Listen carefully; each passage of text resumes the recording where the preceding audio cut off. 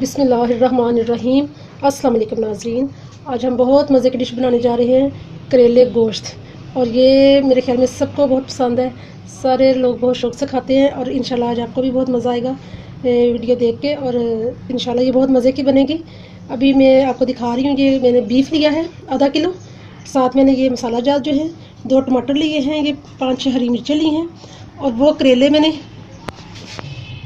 ना करेले काट लिए हैं और इनको अभी मैंने नमक लगा के रख दिया हुआ है 1 घंटे से।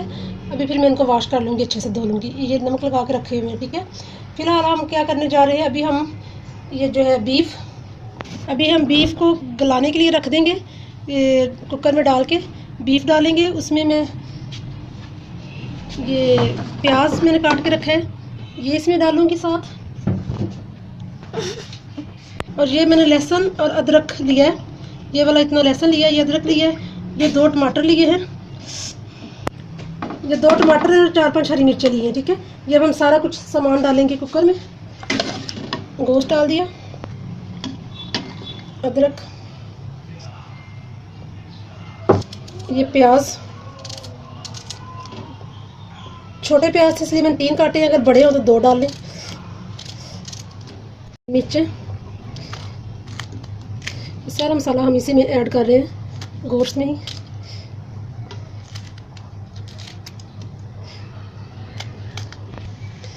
जी ये टमाटर 2 जो हमने रखे हैं ये ऐड हम कर रहे हैं।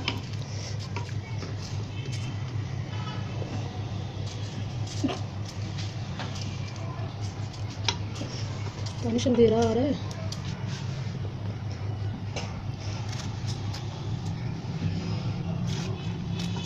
ये देखें व्यूअर्स,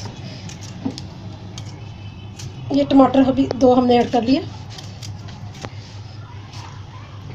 1 चम्मच नमक आप हस्बी जायका डाल सकते हैं, कम या ज़्यादा।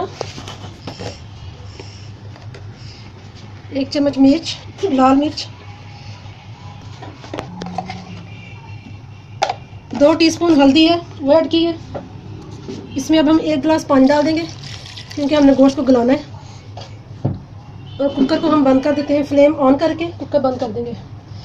जी ये सारा हमने इसमें मसाला सारा डाल दिया, हरा मसाला भी और खुश्क मसाला भी, जो नमक मिर्च हल्दी है वो सारा कुछ डाल दिया। अब बाकी मसाला जो हम बाद में डालेंगे। अभी हम इसको गलने के लिए बंद कर रहे हैं कुकर को। 1 गिलास पानी ऐड किया। अब हम इसको सीटी पे लगा देंगे।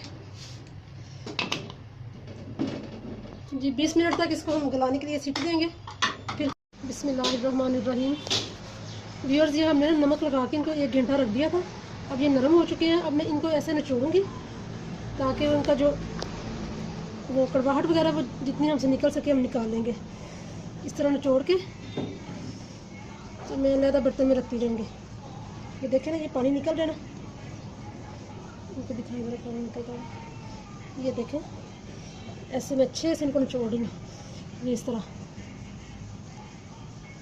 क्योंकि अमूमन बच्चे जो है वो कड़वे होने की वजह से नहीं शौक़ से खाते, तो फिर हमारी कोशिश होती है कि जितना हम इनका कड़वाहट काम हो सके कर लेते हैं। इस तरह हमने छोड़ के इधर निकाल लिए।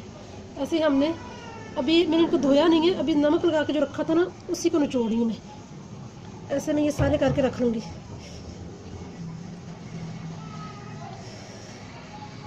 इस तरह से ना,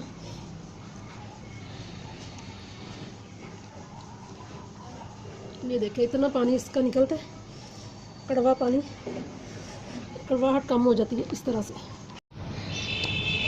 ये देखें जी, ये मैंने सारे जो है ना नमक वाले करेले जो थे उनको मैंने अच्छे से निचोड़ लिए। अभी इनको निचोड़ के रखा है मैंने। अब इनमें मैं पानी डालूंगी, इनको धो लूँगी। धोने के बाद फिर इनको ज़रा अच्छे से निचोड़ना है। ये अब इनको हम धोने लगे, नमक लगा हुआ था इसलिए अच्छे। और अब इसको एक और बर्तन लेके उसमें निचोड़ूंगी। बिस्मिल्लाहिर्रहमानिर्रहीम। ये देखें जी, ये हमने धो लिए, धो के निचोड़ के इसमें कढ़ाई में डाल लिए। अब इसमें हम ऑयल शामिल करते हैं इसको फ्राई करने के लिए। फिर आधा कप मैंने ऑयल डाला इसमें।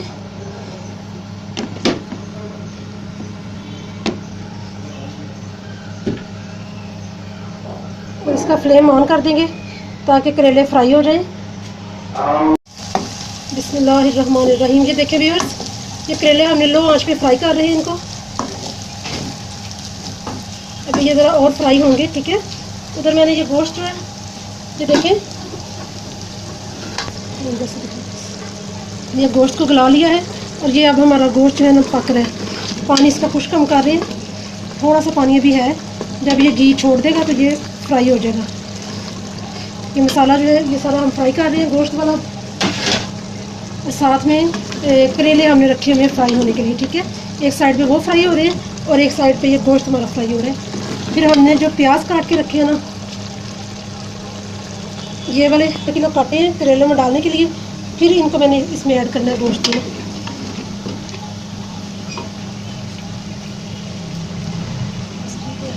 बिस्मिल्लाहिर्रहमानिर्रहीम। ये फ्राई हो चुका है हमारा गोश्त। अब इसमें हम बाकी मसाला डालने लगे हैं। ये कुछ धनिया 1 चम्मच जी, ये कुटी लाल मिर्च है 1 चम्मच, ये दालचीनी थोड़ी सी हम ये डालेंगे, दालचीनी,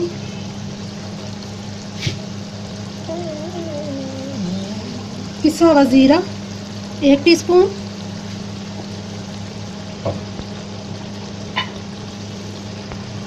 और ये साबुत ज़ीरा भी थोड़ा सा हम ऐड कर लेंगे 1 टीस्पून।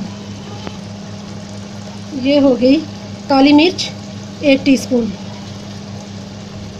ये अब सारा मसाला हम मिक्स कर लिया हमने इसमें।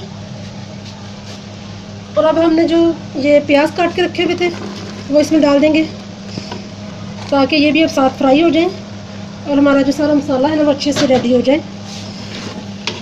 ये देखिए जी,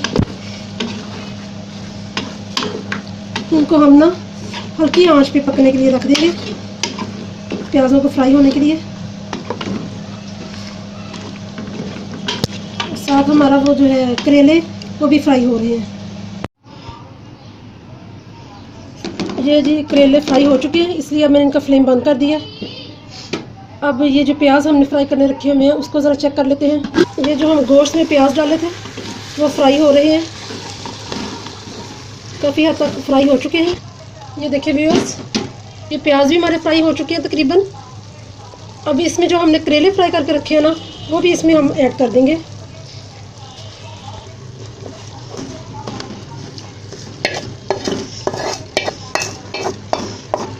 एक किलो हमने करेले लिए थे जो कि फ्राई होके बिल्कुल थोड़े से लग रहे हैं, और आधा किलो प्याज लिए, आधा किलो गोश्त लिया, और बाकी जो सारा मसाला जो मैंने आपको दिखा दिया था।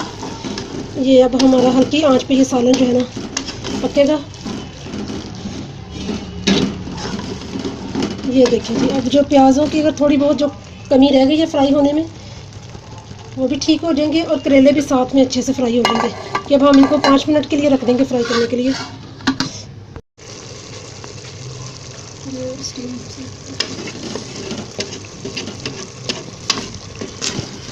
ये देखिए जी, ये बहुत अच्छे से हमारे बन चुके हैं करेले। गोश्त तैयार है। ये देखिए अब घी छोड़ चुका है, बहुत मज़े का लग रहा है, बहुत टेस्टी बना है। और अभी हम इनको डिश आउट करके आपको दिखाते हैं। बिस्मिल्लाहिर्रहमानिर्रहीम। ये देखें जी, ये हमारे करेले गोश्त तैयार हो चुके हैं, बहुत मज़े के बने हैं, बहुत लजीज। अभी मैंने चेक किए हैं, बहुत टेस्टी बने हैं। आप भी इस तरह घर में ट्राई कीजिएगा लाजमी। और अगर आपकी कोई भी सजेशन हो तो मुझे आप ज़रूर दीजिएगा, और मेरे चैनल को लाइक और सब्सक्राइब लाजमी कीजिएगा, और मुझे आपके कमेंट्स का भी इंतज़ार रहेगा। अल्लाह हाफिज़।